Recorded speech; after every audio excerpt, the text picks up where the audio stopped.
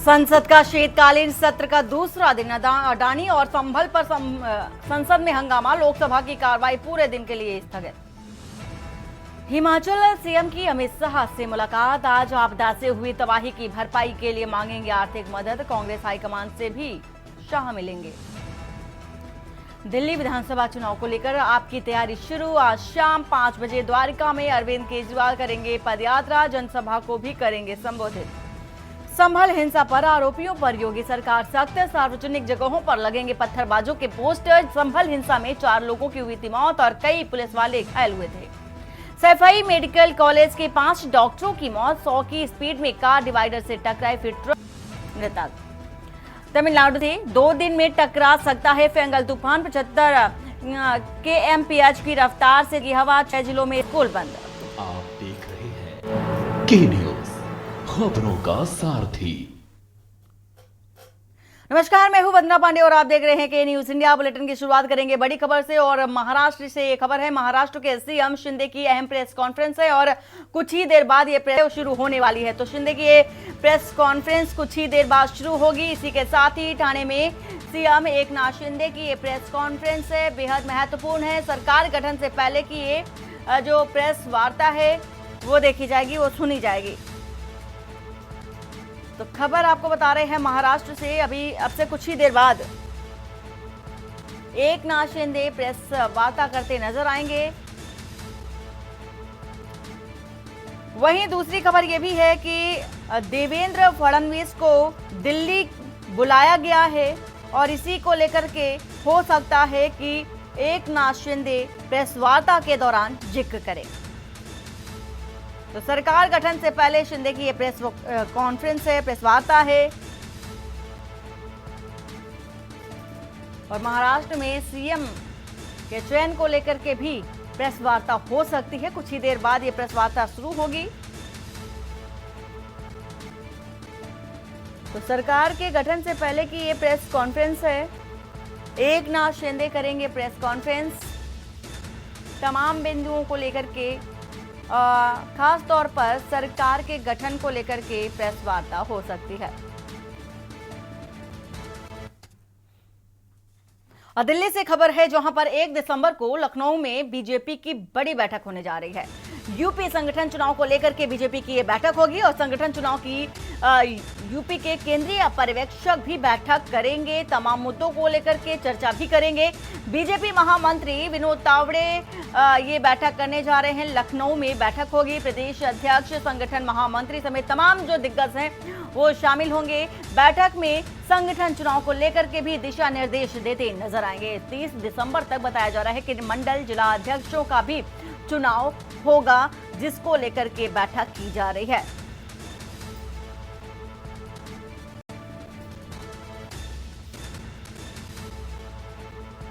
तो 30 दिसंबर तक मंडल जिला अध्यक्षों का चुनाव होना है, जिसको लेकर के इस बैठक में जिक्र किया जाएगा। ये बेहद महत्वपूर्ण बैठक है, बड़ी बैठक है। तमाम जो दिग्गज हैं बीजेपी के वो शामिल होंगे। तो यूपी संगठन को लेकर के संगठन चुनाव के मद्देनजर बताया जा रहा है कि बैठक होनी है। बीजेपी महामंत्री विनोद तावड़े इस बैठक को करने जा रहे हैं। और दिल्ली से खबर जहां पर नीतीश कुमार ने 2 राष्ट्रीय महासचिव मनोनीत किए हैं। गुलाम रसूल बलियावी व हर्षवर्धन सिंह बनाए गए हैं महासचिव। जेडीयू के राष्ट्रीय अध्यक्ष भी हैं। बिहार के मुख्यमंत्री और पदाधिकारियों को तत्काल दायित्व संभालने के निर्देश भी दिए जा चुके हैं।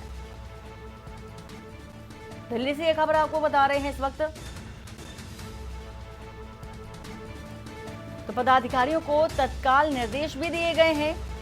नीतीश कुमार ने 2 राष्ट्रीय महासचिव मनोनीत कर दिए हैं फिलहाल। और इसी के साथ ही गुलाम रसूल बलियावी और हर्षवर्धन सिंह महासचिव बनाए गए हैं। जेडीयू के राष्ट्रीय अध्यक्ष भी हैं बिहार के मुख्यमंत्री नीतीश कुमार। तो पदाधिकारियों को तत्काल दायित्व संभालने के निर्देश भी दिए हैं। और वहीं दिल्ली से एक और खबर आ रही है जहां पर अडानी और संभल हिंसा पर विपक्ष का हंगामा संसद के अंदर देखा गया।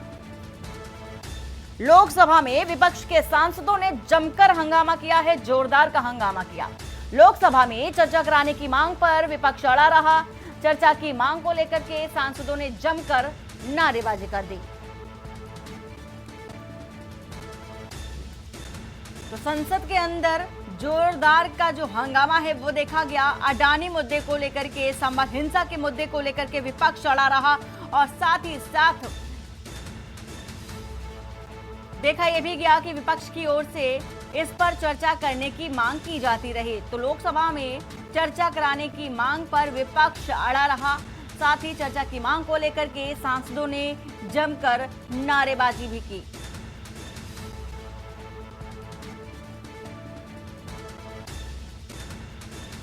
तो लोकसभा में विपक्ष के सांसदों ने जोरदार का हंगामा किया है। और दिल्ली से खबर, जहां पर दिल्ली में विधानसभा चुनाव को लेकर के तैयारियां जो की हैं बेहद तेज हो चुकी हैं और विधानसभा चुनाव को लेकर के आम आदमी पार्टी ने तैयारी भी शुरू कर दी है। तो आज शाम 5 बजे का वक्त बताया जा रहा है कि जब द्वारिका में केजरीवाल पद यात्रा करेंगे। तो 5 बजे का वो समय होगा जब केजरीवाल पद यात्रा करते नजर आएंगे। साथ ही दिल्ली विधानसभा चुनाव को लेकर के तैयारी शुरू हो चुकी है और इसी के साथ ही साथ लगातार केजरीवाल को देखा जा रहा है कि वो दिल्ली की जनता से सीधा मुखातिब होते हैं और इसी के साथ ही साथ वो दिल्ली की जनता से जो मुद्दे हैं दिल्ली से उनको भी रखते नजर आते हैं और अपने आप को यानी कि आम आदमी पार्टी को जिताने की अपील भी करते हैं। तो 5 बजे पद यात्रा शुरू होने जा रही है। आम आदमी पार्टी के संयोजक अरविंद केजरीवाल ये पद यात्रा करने जा रहे हैं। तो विधानसभा चुनाव को लेकर के ये यात्रा है। साथ ही साथ अब इस यात्रा को शाम 5 बजे से देखा जा सकेगा। और दिल्ली से ये खबर, जहां पर सांसद बांसुरी स्वराज की जनहित याचिका पर नोटिस आया है। दिल्ली हाईकोर्ट ने दिल्ली सरकार को नोटिस जारी कर मांगा जवाब। दिल्ली वालों को आयुष्मान भारत के लाभ से वंचित रखने का भी आरोप है। बांसुरी ने आज हाईकोर्ट के सामने खुद से दलीलें रखी। नई दिल्ली लोकसभा सीट से सांसद हैं बांसुरी स्वराज।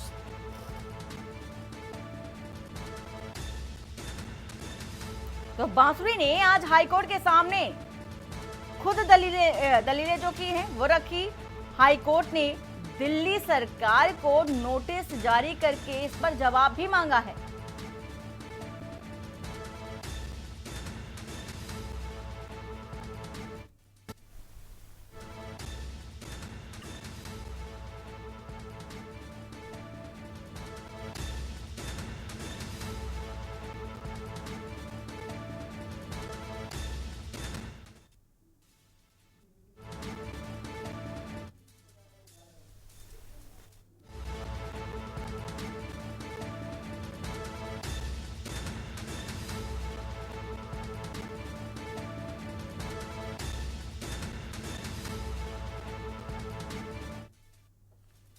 और दिल्ली से खबर, जहां पर जम्मू में तैनात होगी एनएसजी की टास्क फोर्स। केंद्र सरकार का तैनाती को लेकर बड़ा कदम देखा जा रहा है। केंद्र सरकार ने आतंकी हमलों को लेकर के फैसला भी लिया। जम्मू में एनएसजी टास्क फोर्स की तैनाती का फैसला है। साथ ही आतंकियों की कमर तोड़ने का काम भी एनएसजी करेगी।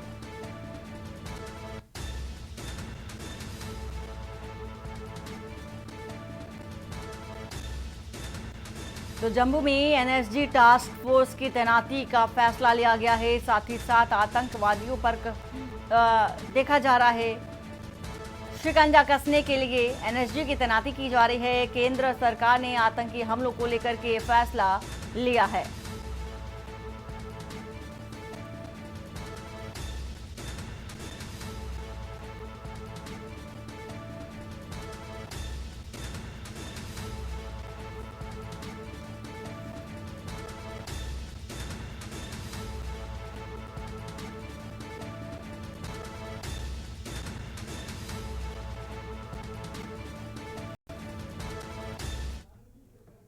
और दिल्ली से खबर, जहां पर एनसीआर में एएनआई का बड़ा एक्शन देखा जा रहा है। टेरर गैंगस्टर्स नेटवर्क को लेकर के एनआईए की जो रेड है वो देखी जा रही है। दिल्ली एनसीआर के ठिकानों पर राष्ट्रीय जांच एजेंसी ने रेड डाली और टेरर जो गैंगस्टर है नेटवर्क को लेकर के कई ठिकानों पर रेड डाली गई।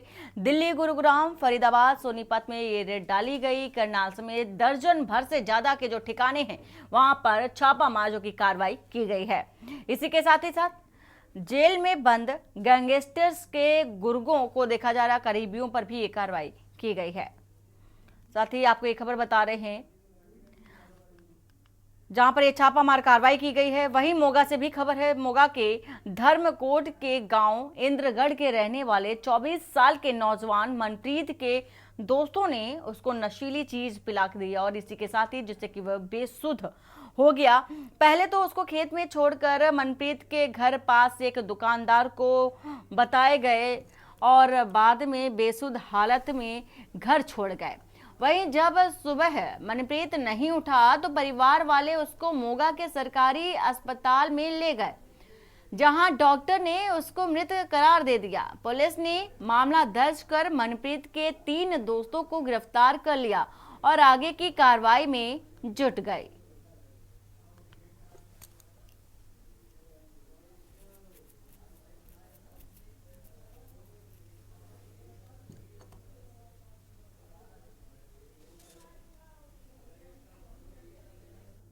ਸਾਨੂੰ ਇੱਕ ਇਨਫੋਰਮੇਸ਼ਨ ਹੋਈ ਸੀ ਵੀ ਇੰਦਗੜ੍ਹ ਦੇ ਵਿੱਚ ਇੱਕ ਮਨਪ੍ਰੀਤ ਨਾਂ ਦਾ ਵਿਅਕਤੀ ਸਾਈਡ ਤੇ ਖੇਤਾਂ ਦੇ ਵਿੱਚ ਡਿੱਗਾ ਮਰਿਆ ਪਿਆ ਆ ਤੇ ਜਦੋਂ ਸਾਡੀ ਟੀਮ ਉੱਥੇ ਜਾ ਕੇ ਦੇਖਿਆ ਮੌਕੇ ਤੇ ਜਾ ਕੇ ਤੇ ਸਾਰਾ ਵੈਰੀਫਾਈ ਕੀਤਾ। ਉਸ ਤੋਂ ਬਾਅਦ ਅਸੀਂ ਤੁਰੰਤ ਐਫਆਈਆਰ ਦਰਜ ਕਰਕੇ ਤੇ ਪਤਾ ਕਰਕੇ ਸਾਰਾ ਵੀ ਕਿਹੜੇ ਬੰਦਿਆਂ ਨੇ ਇਹ ਚੀਜ਼ ਕੀਤੀ ਹੋਈ ਆ ਤੇ ਉਹਨਾਂ ਦੋਸ਼ੀਆਂ ਤੇ ਬਾਈ ਨੇਮ ਪਰਚਾ ਦਰਜ ਕਰਕੇ ਉਹਨਾਂ ਨੂੰ ਅਰੈਸਟ ਕੀਤਾ। सर परिवार वालों दोष लगाए जा रहे कोई नशीली चीज़ पवाई से दोस्तों ने जिस करके ਇਹਦੀ ਮੌਤ ਹੋਈ ਹੈ। ਹਾਂਜੀ, ਉਹ ਅਸੀਂ ਹੁਣ ਇਹਨਾਂ ਦਾ ਪੋਸਟਮਾਰਟਮ ਕਰਾ ਕੇ ਜੋ ਵੀ ਅੱਗੇ ਇਹਦੇ ਵਿੱਚ ਤੱਥ ਸਾਹਮਣੇ ਆਉਣਗੇ ਉਹਦੇ ਆਧਾਰ ਤੇ ਅੱਗੇ ਕਾਰਵਾਈ ਕਰਾਂਗੇ। सर मामला दर्ज हो गया? ਹਾਂਜੀ, ਪਰਚਾ ਦਰਜ ਕਰ ਦਿੱਤਾ ਗਿਆ। और खबर बटाला से, जहां पर दवाइयों के साथ नशीली पदार्थ के रूप में अफीम बेचने के आरोप में पुलिस ने मेडिकल स्टोर का लाइसेंस रद्द करने की सिफारिश की। गांधीनगर कैंप के सामने संचालित मेडिकल स्टोर पर दवाइयों के साथ अफीम की बिक्री की जाती थी। डीएसपी ने मातहतों की रिपोर्ट के आधार पर मेडिकल स्टोर का लाइसेंस रद्द करने को लिखा है और इसी तरह ड्रग इंस्पेक्टर के साथ पुलिस ने जांच के दौरान एक अन्य मेडिकल स्टोर को बिना लाइसेंस के संचालित पाया, जहां नशीली दवाइयां बेचे जाने की शिकायतें थी।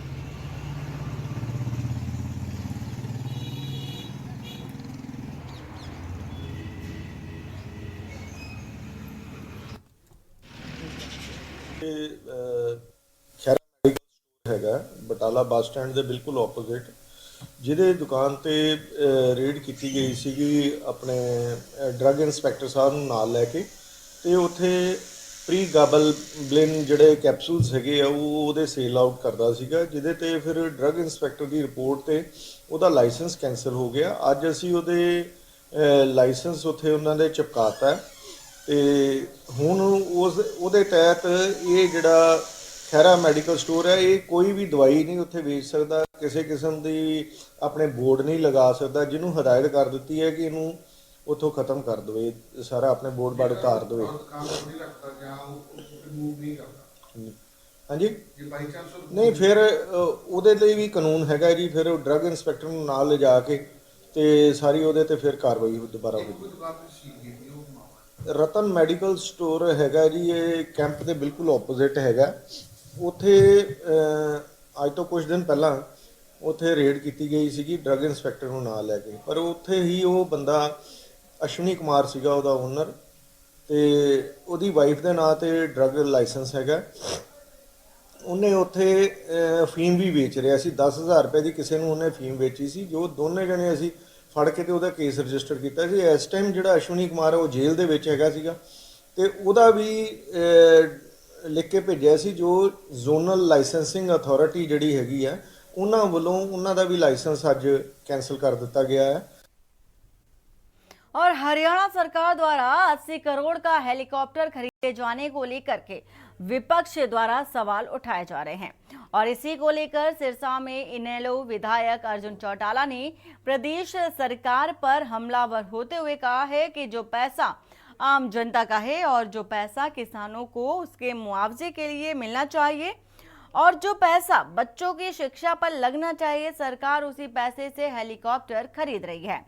उन्होंने कहा कि हरियाणा एक छोटा सा प्रदेश है और सड़क मार्ग से भी इसके एक कोने से दूसरे कोने में जाने पर 3 से 4 घंटे से ज़्यादा का समय नहीं लगता और फिर हेलीकॉप्टर मुख्यमंत्री के प्रयोग के लिए है, जबकि मुख्यमंत्री का अपना कारगेट होता है और जब वो चलते हैं तो उनका रास्ता एकदम क्लियर होता है, इसलिए ये गैर जरूरी खर्चा है। वहीं उन्होंने इसको लेकर के भूपेंद्र हुड्डा पर भी निशाना साधा और कहा कि वो भी खर्च में कम नहीं थे, बल्कि कांग्रेस राज में उन्होंने भी 35 करोड़ में एक लाल रंग का हेलीकॉप्टर खरीदा था।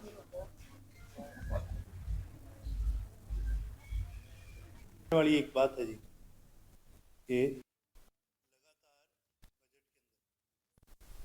जो पैसे मांगे जाते हैं, जनता का पैसा है, जो पैसे मांगे जाते हैं किसानों को देने के लिए, जो पैसे मांगे जाते हैं शिक्षा पर खर्च करने के लिए, जो पैसे मांगे जाते हैं अलग अलग इंफ्रास्ट्रक्चर्स को डेवलप करने, हर महकमे के अंदर 10-10%, 20-20% पैसा खर्च होता ही नहीं है, वापस आ जाता है।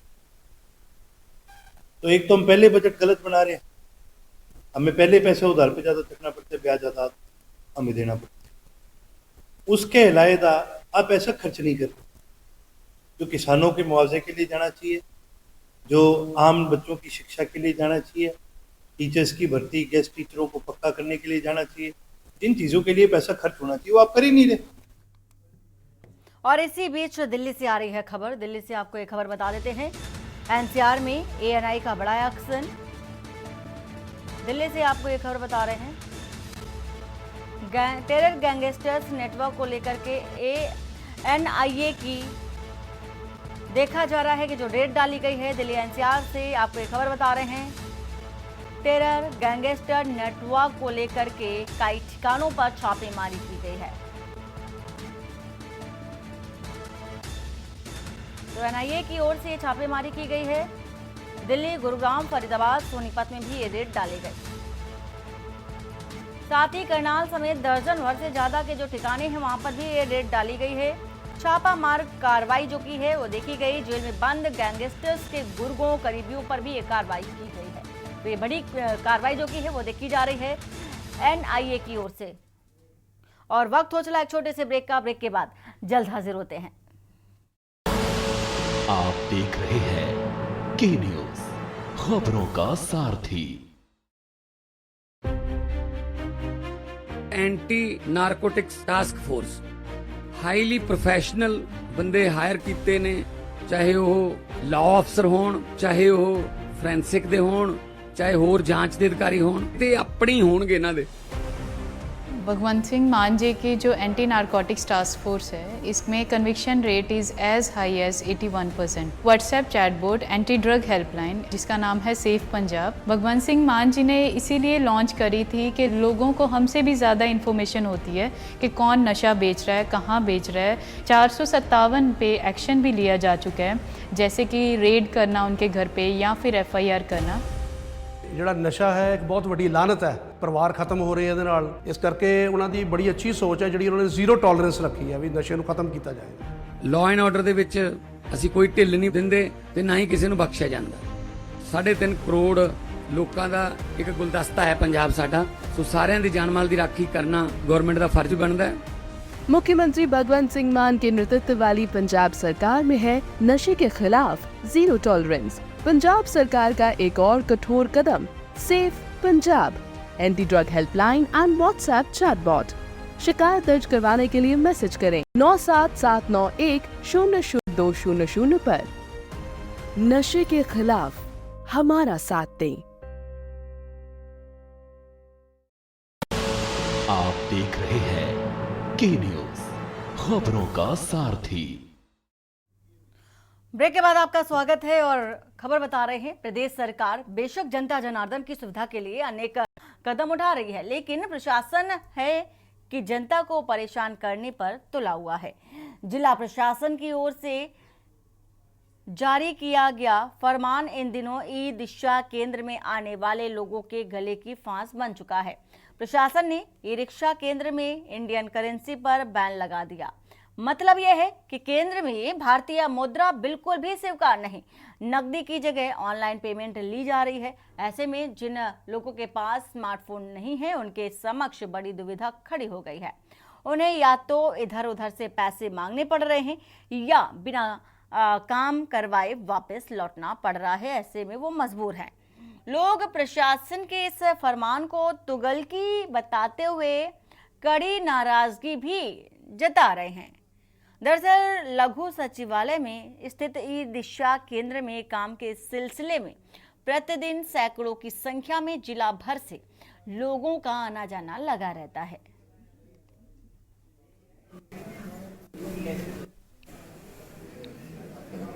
मैं कोई फ़र्द लेने आया था आज, तो फ़र्द लेने आया तो यहाँ काउंटर पे मैंने पूछा भी टोकन कटता है काउंटर पे पहले फाइल का, तो मैं टोकन लेने लगा तो वो कहते जी ऑनलाइन पेमेंट है यहाँ पर। मैंने कहा जी कैश ले लो आप, ऑनलाइन मैं यूज ही नहीं करता। अब मेरे पास मोबाइल मान लो कीपैड वाला है या दूसरा है, कोई भी बंदा है, मैं तो चलो मेरे पास एंड्रॉइड मोबाइल है और मैं ऑनलाइन पेमेंट नहीं करता। तो वो कहते जी ऑनलाइन पेमेंट ही चलती है यहाँ पर, कैश नहीं चलता। तो मैंने फिर एक दो जनों से पूछा, उनके पास भी ऑनलाइन नहीं था। फिर मैं अंदर गया, मैंने कहा फ़र्द लेनी उसका क्या प्रोसेस है। कहते हैं हमारे पास पैसे टोटल ऑनलाइन चलेगा, कैश का कोई यहाँ ट्रांजैक्शन नहीं करते। मैं जो फ़र्द कटवाने आया था जी, यहाँ भी ऑनलाइन सारा काम है जी, ऑनलाइन से चलता नहीं। जैसे ये वाला फ़ोन है हमारे पास, ये कहते हैं ऑनलाइन करो, कभी उधर पकड़ते हैं कभी उसको पकड़ते हैं, ये काम तो है जी कल। तो आपका काम नहीं हुआ आज? काम क्या हुआ जी, इधर किसी को भाई साहब को पकड़ के उसको कहा अभी 20 रुपये ऑनलाइन करो और फिर हो जाएगा। फिर अभी तक वो इंतज़ार कर रहे हैं, क्या पता होता है कि नहीं होता। रेड क्रॉस ऑफिस में गया था मैं सुबह, तो वहाँ पे मुझको रसीद निकाल के रसीद के लिए बोला था, तो उसके लिए भी ऑनलाइन फ़ीस थी 300 रुपये और मेरे से 400 रुपये लिया है। तो आपने फीस दी है या कैश दिया है? कैश उनको उनका भी अभी इसके अंदर तो 300 रुपये लिखा रहा है, तो वो बोल रहे हैं अभी 310 रुपये कट रहे हैं हमारे। वही खबर सिरसा से है और सिरसा में जहां जिला कष्ट निवारण समिति की बैठक 29 नवंबर को होगी और उपायुक्त शांतनु शर्मा ने बताया है कि 29 नवंबर को पंचायत भवन में दोपहर 12 बजे जिला कष्ट निवारण समिति की बैठक आयोजित की जाएगी। बैठक की अध्यक्षता बिजली, परिवहन और श्रम मंत्री अनिल विज करेंगे। उपायुक्त ने बताया कि बैठक में आमजन की शिकायतों का मौके पर ही समाधान किया जाएगा। बैठक में सभी विभागों के वरिष्ठ अधिकारी भी उपस्थित रहेंगे।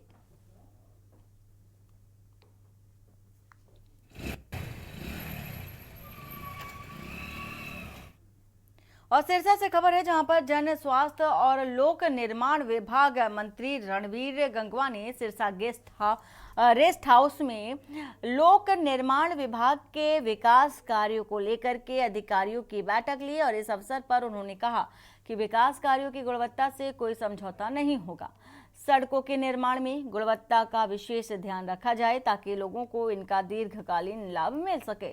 कैबिनेट मंत्री ने कहा कि प्रदेश सरकार का उद्देश्य लोगों को गुणवत्ता परक सुविधाएं उपलब्ध करवाना है और इसलिए विकास कार्यों की निर्माण सामग्री में गुणवत्ता से कोई समझौता नहीं करे। विशेषकर सड़क निर्माण में इस दिशा में ध्यान रखा जाए। समय समय पर निर्माण कार्यों की गुणवत्ता जांची जाए। यदि कोई ठेकेदार कोताही करता है तो उसके खिलाफ कार्रवाई की जाए।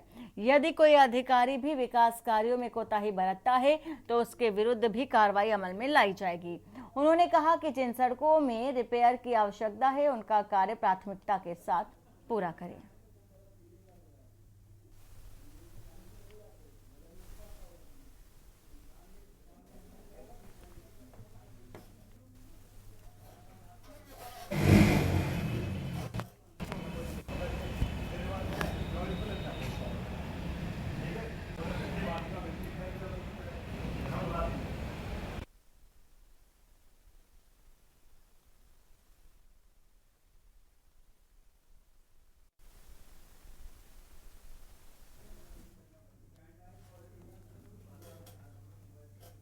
और इसी बीच भिंड से आ रही है खबर जहां पर पंचायत भवन बना है अय्यासी का अड्डा। बारातियों ने बार बालाओं के साथ ठुमके लगाए, अश्लील डांस और शराब के साथ जश्न मनाया। अय्याशी का जो वीडियो है सोशल मीडिया पर भी वायरल हुआ।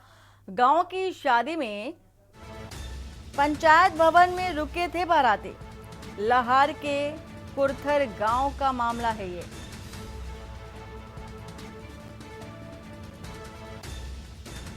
पर इस गांव में बारातियों को रोका गया था, जहां पर बार बालाओं का ये डांस देखा गया।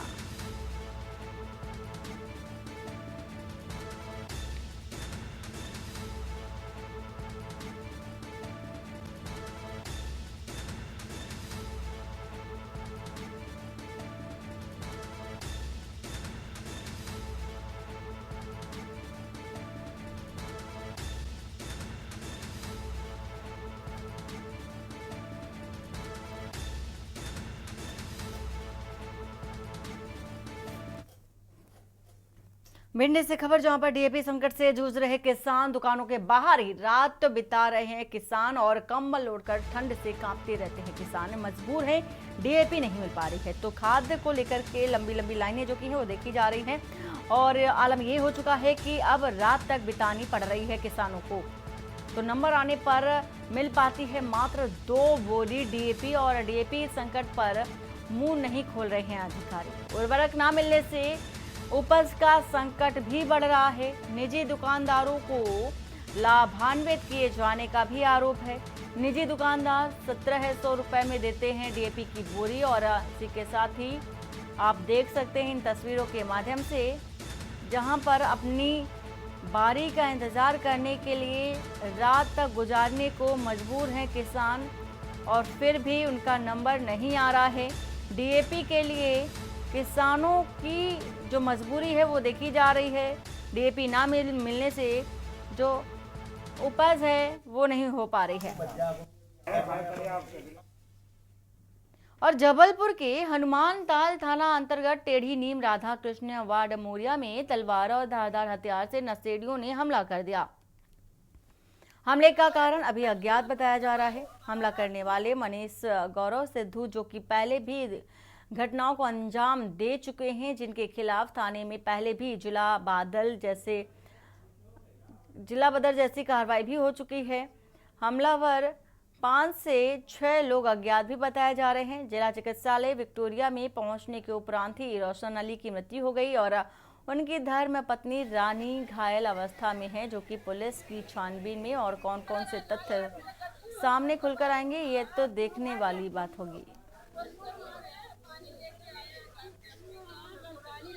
लेवा हमारे त्योहार हम उसकी जान ले लिए। सिद्धू ने मारा, गौरव ने मारा है। अब ये हम लोग को नहीं पता ये किस लिए मारा। हम लोग तो बहुत दूर रहते हैं, पूरा मोहल्ला लोग थे, उन लोग 3-4 लोग थे। अब मोहल्ले वाले भी नहीं बता रहे, भागते हुए देखे हैं कि 3-4 लोग भगे। किस चीज से मारे? बके से मारे हैं, उसको डंडों से मारे, बेसबॉल से मारे। ये अभी से करीब 1 घंटे पहले रविदास नगर में एक चाकूबाजी की घटना हुई है, जिसमें एक मोहम्मद रोशन है, उनकी इलाज के दौरान मृत्यु हो गई और उनकी पत्नी है रानी, जो कि बोल नहीं पाती है। वो इलाज रहते हैं, उनको भी गंभीर चोट आई है। मारने वाले एक गौरव पथरिया है और उसका एक भाई है, इनकी हम लोग तलाश कर रहे हैं। दिख गया है और भाग गया है, कहीं गलियों में ही। हम जल्दी उसको गिरफ्तार कर लेंगे। मारने की वजह अभी कोई जो भी चश्मदीद साक्षी हैं वो कुछ बता नहीं पा रहे हैं, कारण कुछ भी नहीं बता पा रहे हैं। बाकी जो मारने वाले हैं आपराधिक व्यक्ति के हैं। पूर्व में इनका जिला बदर भी हुआ था, पर अभी जिला बदर एक्टिव नहीं है और हम अभी गिरफ्तारी के प्रयास जारी, जल्दी गिरफ्तार करेंगे। और यहाँ रुकते एक छोटे से ब्रेक के लिए। ब्रेक के बाद जल्द हाजिर होते हैं। आप देख रहे हैं के न्यूज़, खबरों का सारथी। ब्रेक के बाद आपका स्वागत है। और इसी बीच राजधानी लखनऊ से खबर है, जहां पर सीएम के नेतृत्व में हर क्षेत्र में नए कौशल सीख रहे हैं युवा और प्रदेश के युवा खेती उद्योग से लेकर के सॉफ्टवेयर भी सीख रहे हैं।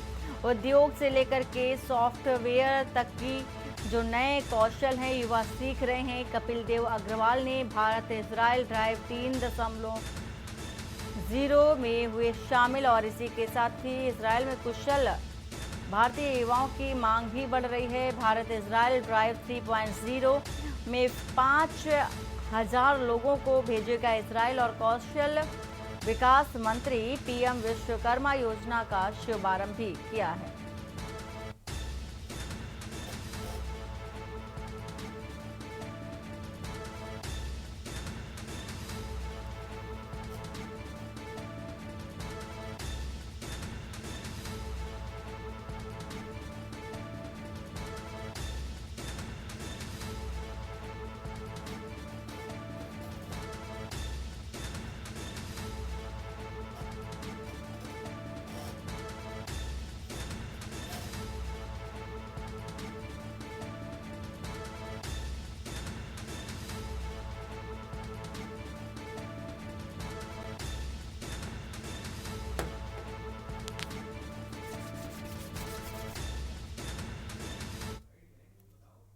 झांसी से खबर, जहां पर झांसी मेडिकल कॉलेज अग्निकांड में बड़ी कार्रवाई देखी जा रही है।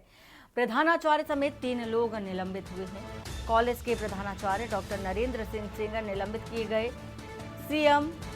डिप्टी सीएम ब्रजेश पाठक के निर्देश पर यह कार्रवाई की गई है। 4 सदस्यीय कमेटी ने जांच रिपोर्ट भी सौंपी। रिपोर्ट के आधार पर बड़ी कार्रवाई की गई। मुख्य चिकित्सा अधीक्षक को भी देखा जा रहा है कि आरोप पत्र सौंपा गया। डिप्टी सीएम ब्रजेश पाठक के निर्देश पर यह कार्रवाई की गई है।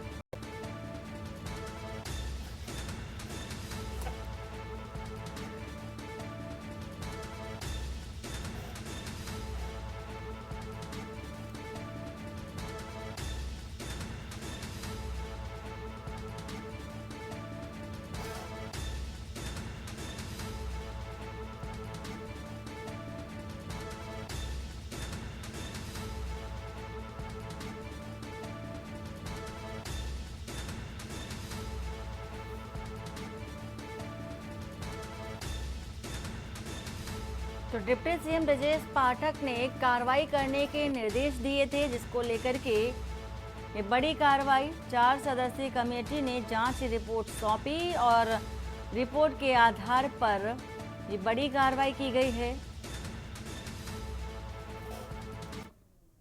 बुलंदशहर से खबर, जहां पर मेडिकल कॉलेज की इमरजेंसी में डॉक्टर्स की शराब पार्टी देखी गई। इमरजेंसी में शराब पार्टी का वीडियो सोशल मीडिया पर वायरल हुआ और मरीजों का इलाज छोड़ डॉक्टर्स ने इमरजेंसी में शराब पार्टी की। और ये आपको वीडियो भी दिखा रहे हैं हम। शराब की चुस्की के साथ सिगरेट में कश लगाते दिखे हैं doctor Kalyan Singh. Medical college की इमरजेंसी का वायरल वीडियो बताया जा रहा है।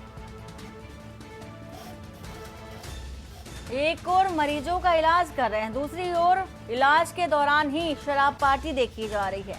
साथ ही सिगरेट का कश भी लगाते नजर आ रहे हैं डॉक्टर्स।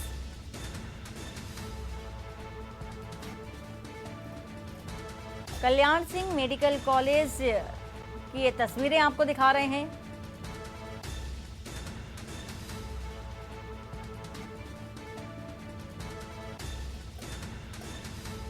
तो एक ऐसा इलाज है जहां पर मरीज का इलाज इमरजेंसी वार्ड में देखा जा रहा है कि शराब पार्टी चल रही है। सिगरेट के कश के साथ तस्वीर दिखा रहे हैं आपको शराब पार्टी का, चूँकि ये वीडियो भी सोशल मीडिया पर वायरल हो रहा है। तो मरीज का इलाज छोड़ करके डॉक्टर्स ने अपनी ही शराब पार्टी में मदमस्त नजर आए।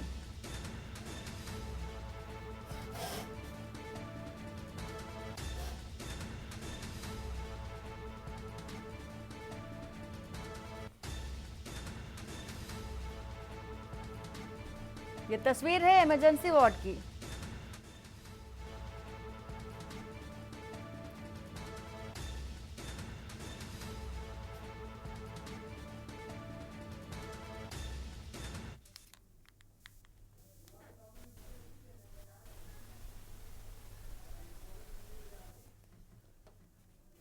और कासगंज से खबर, जहां पर सिंचाई कार्यालय में अधेड़ का शव मिला। कार्यालय में चतुर्थ श्रेणी पद पर तैनात था मृतक। अलीगढ़ जिले का मूल निवासी मृतकर्मी बताया जा रहा है। रात में कार्यालय में ही मृतक सोता था। कार्यालय की अलमारियों को ताले टूटे भी मिले हैं और अधिकारियों ने चोरों द्वारा हत्या करने की आशंका भी जताई। पीएलजीसी कॉलोनी में स्थित है सिंचाई खंड कार्यालय, जहां पर यह घटना हुई है।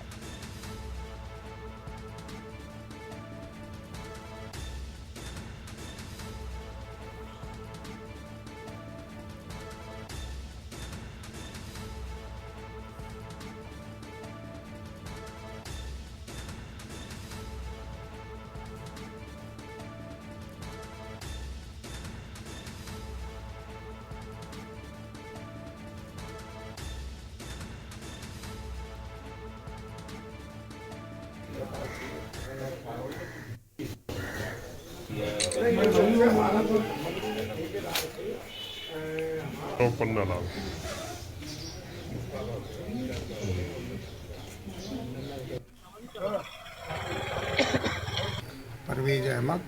परवेज जी, जो घटना हुई है क्या है पूरा मामला?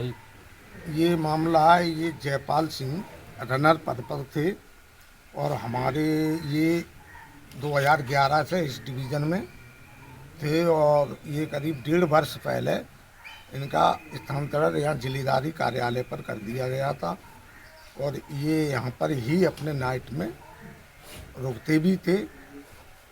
तो ये कल रात में दिन में लोगों ने यहाँ देखा भी है, क्योंकि मैं अपने फील्ड में था। तो 2 दिन से सोमवार मंगल में फील्ड में रहा तो यहाँ कार्यालय नहीं आया, क्योंकि हमारी नहरों की इस टाइम सफाई चल रही है। तो हम लोग ज़्यादातर अभी फील्ड में रह रहे हैं, हमारा स्टाफ भी। और ये यहाँ 3 जिलेदारी हैं, फर्स्ट, सेकंड, थर्ड। किसने देखा था और क्या लगता है क्या घटना है? ये हमारे सिंचपाल, जो सिंचपाल भी है, हमारी जिलेदारी के पेशकार भी हैं, पेशकारी कार्य करते मोर सिंह सिंचपाल।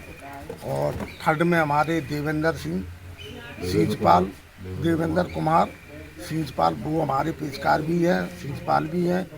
और हमारे दिनेश कुमार गौड़, जो हमारे विभाग के उपराजस्व अधिकारी मजिस्ट्रेट पद पे हैं। ये लोग पहले आ गए हैं। तो इन्होंने जब वहाँ गेट बाहर से बंद किया तो हमारे मोर सिंह सिंचपाल ने गेट को खोला बाहर से, तो अंदर देखा तो जयपाल सिंह चारपाई पे पड़े थे। ये देखकर इन्होंने पहले आवाज़ दी कि अंकल जी अब उठो, क्योंकि ये समझ रहे हो सकता है ये सो रही है। इन्होंने जब नहीं उठे तो इन्होंने उपराजस्व अधिकारी को बताया कि सर जयपाल सिंह उठ नहीं रहे हैं।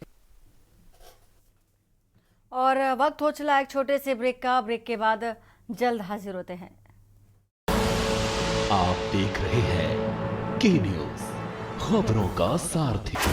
ब्रेक के बाद आपका स्वागत है और सीधा चलते हैं प्रयागराज, जहां पर सीएम योगी आदित्यनाथ ने कई करोड़ परियोजनाओं की शुरुआत की है और सौगात दी है प्रयागराज को।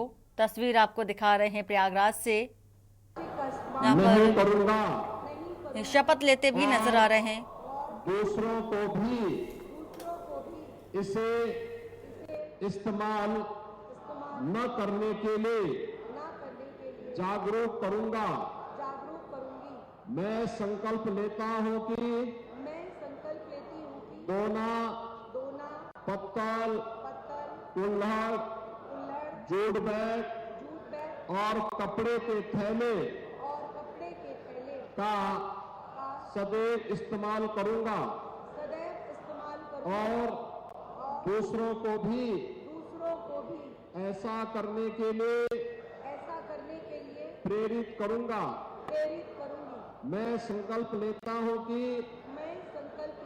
कचरा कूड़ेदान में ही फेंकूंगा और अपने शहर, गांव, मोहल्ला, मंदिर, आश्रम एवं पर्यटन स्थलों को साफ रखूंगा। मुझे मालूम है कि स्वच्छता की ओर बढ़ाया गया मेरा एक कदम पावन गंगा और त्रिवेणी संगम को स्वच्छ, सुगम और सुरक्षित बनाने में मदद करेगा। भारत माता की जय। भारत माता की जय। बहुत बहुत धन्यवाद माननीय मुख्यमंत्री जी। महसूस कर रहे हैं बहुत उन्हें भी लाइव जैकेट प्रदान करेंगे माननीय मुख्यमंत्री जी, जिसमें चंदन निषाद शपथ दिलाई। इसी के साथ ही कुंभ मेले की शुरुआत अगले 2025 में होने जा रही है, जिसको लेकर के प्रयागराज में तमाम तरह की तैयारियां की जा रही हैं। इसको लेकर के सुरक्षा कर्मियों को उपकरण भी भेंट किए हैं और 237 करोड़ से अधिक की परियोजना का शिलान्यास किया है। और इसी के साथ ही साथ देखा जा रहा है कि सुरक्षा स्वच्छता मित्रों और गंगा शिवदूतों को भी जो सेवा दूत हैं उनको उपकरण भेंट किए हैं। साथ ही उनको एक शपथ भी दिलाई है कि कूड़ा कचरा इधर उधर ना फेंकें, साथ ही जो सफाई है सफाई बनाए रखें। हर तरह से जो व्यवस्थाएं की जानी चाहिए उसको लेकर के हिदायत भी दी है सीएम योगी आदित्यनाथ ने। चूंकि महाकुंभ मेला शुरू होने वाला है, उससे पहले की ये तैयारियां देखी जा रही हैं। तो देख सकते हैं कि मंच पर सीएम योगी आदित्यनाथ के साथ तमाम दिग्गज मौजूद हैं।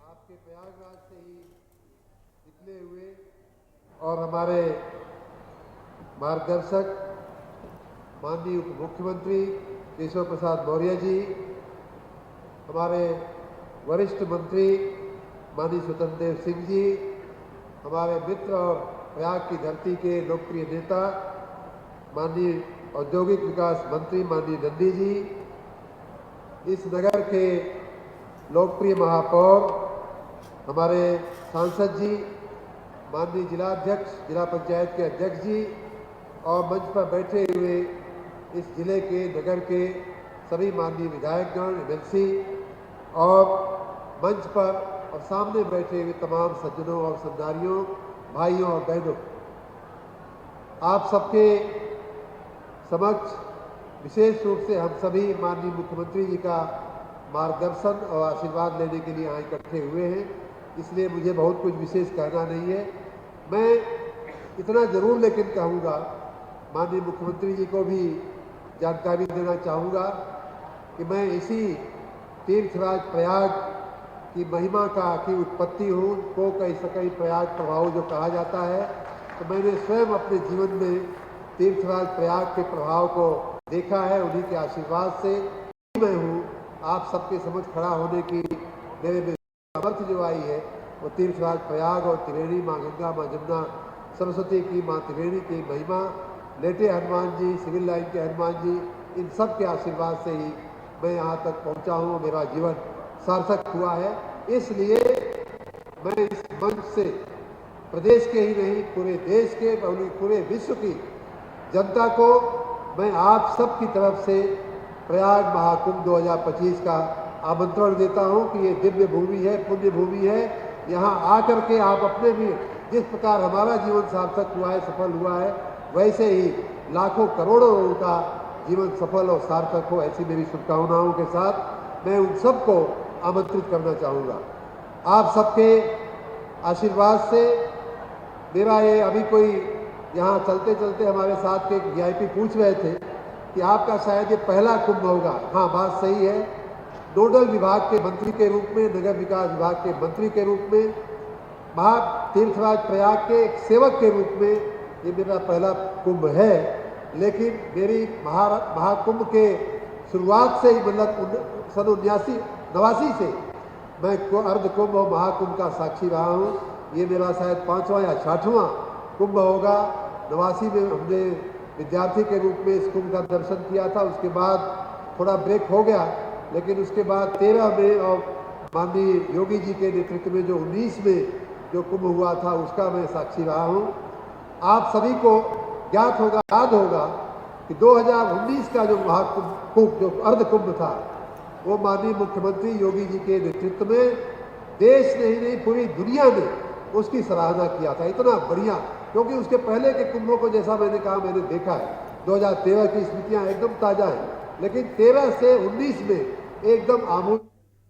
और रुकते हैं यहाँ पर छोटे से ब्रेक के लिए। ब्रेक के बाद जल्द हाजिर होते हैं। आप देख रहे हैं की न्यूज, खबरों का सारथी। ब्रेक के बाद आपका स्वागत है और सीधा चलते हैं प्रयागराज, जहां पर कई करोड़ की परियोजनाओं का लोकार्पण भी किया गया। और अभी थोड़ी देर पहले आपने AK शर्मा को भी सुना। तमाम दिग्गज मंच पर मौजूद हैं और डिप्टी CM केशव प्रसाद मौर्य संबोधन के लिए उठते हुए, और अब उनका संबोधन भी सुनिए।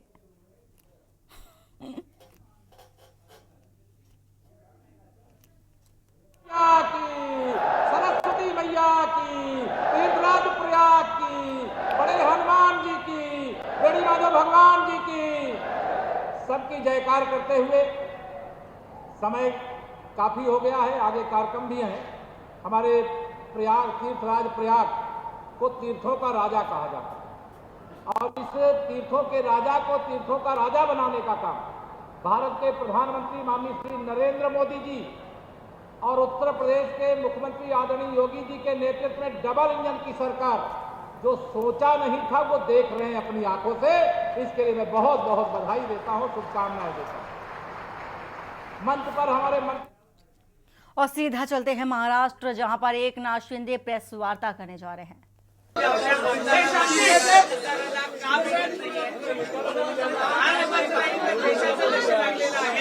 मला पहिले बोलू दे। सर्वप्रथम तुम्ही जरा शांत राहिला तर मी बोले। सर्व पत्रकारांचं मनापासून मी स्वागत करतो आणि निवडणुकीच्या निकालानंतर आपण एवढ्या मोठ्या प्रमाणावर पहिल्यांदा भेटतोय, त्यामुळे मी सर्वप्रथम महाराष्ट्रातल्या तमाम मतदारांना, जनतेला मनापासून धन्यवाद पुन्हा एकदा देतो आणि पुन्हा त्यांचे आभार मानतो। याचं कारण एवढ्या मोठ्या प्रमाणामध्ये हा जो काही विजय मिळालेला आहे ही लँडस्लाइड विक्ट्री आहे, अतिशय मोठा विजय। गेल्या अनेक वर्षात आपण जर पाहायला मिळाला नाही आणि तो यावेळेस आपण पाहतोय। त्यामुळे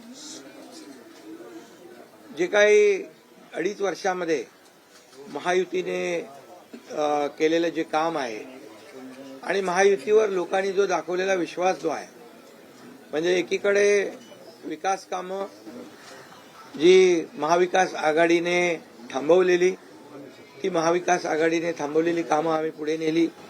आज त्याची प्रतिबिंब आपण पाहतोय। अनेक प्रकल्प सुरू झाले, त्याच्या डीपमध्ये मी जात नाही। आणि दुसरीकडे कल्याणकारी योजना ज्या आहेत, विकास आणि कल्याणकारी योजनांची सांगड आम्ही घातली आणि त्यामुळे मोठ्या प्रमाणावर मला वाटतं हा विजय जो आहे हा जनतेचा विजय आहे आणि आम्ही सगळ्यांनीच, महायुतीच्या सर्व कार्यकर्त्यांनी या निवडणुकीमध्ये एवढं प्रचंड काम केलं। मला तर आठवतंय मी पहाटेपर्यंत काम करायचो, पुन्हा थोडे 2-3 तास झोप घेतल्यानंतर पुन्हा माझी सभा असायची। असे हे चक्र जे आहे, हे सत्र पूर्ण निवडणुकीवर चाललं। मी मला वाटतं 180-90 सभा ज्या आहेत त्या घेतल्या। प्रवास मला वाटतं मोजलेला नाही मी, पण प्रवासही निवडणुकीमध्ये प्रचारादरम्यान एवढा केला। अनेक पायाला भिंगरी लावून जसे कार्यकर्ते काम करतात, एक साधा कार्यकर्ता। और बुलेटिन फिलहाल इतना ही। बाकी की खबरों के लिए बने रहिए आपके न्यूज इंडिया के साथ। नमस्कार। आप देख रहे हैं की न्यूज, खबरों का सारथी।